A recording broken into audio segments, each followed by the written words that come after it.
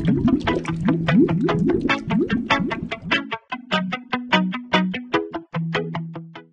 nako, readingan na naman.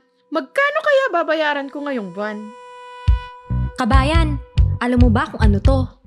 Ito ay isang uri ng measuring equipment o panukat sa nagagamit na kuryente ng isang bahay o establishmento per kilowatt hour. Gamit ito ng bawat distribution utility tulad ng Cellcore upang malaman ang konsumo ng kanilang consumer kada buwan. Paano nalalaman ang ating konsumo gamit ang metro? Bawat buwan, may nakatakda tayong araw ng meter reading. Nalalaman ng ating konsumo per kilowatt hour bawat billing month sa pamamagitan ng pag-subtract ng present reading at previous reading. Ang makukuhang konsumo per kilowatt hour ay siya namang imumultiply sa overall rate upang makuha ang halaga ng ating bayarin kada buwan. Paano ako makakasiguro na tama ang ikot ng metro ko?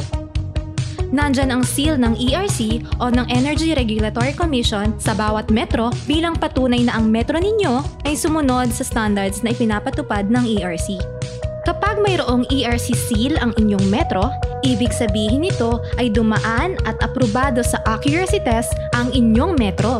Alam mo ba, mandatory ng ERC sa bawat distribution utility na magsagawa ng meter calibration isang beses kada 2 taon upang masiguro ang tama at wastong pagsukat ng konsumo nating mga consumer. Ganun pala yun. Salamat at naliwanagan ako.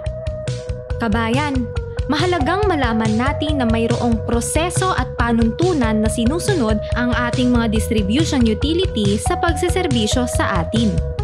Kung kayo ay may concerns sa inyong metro, maaari kayong lumapit sa Cellcore offices upang ito ay matugunan.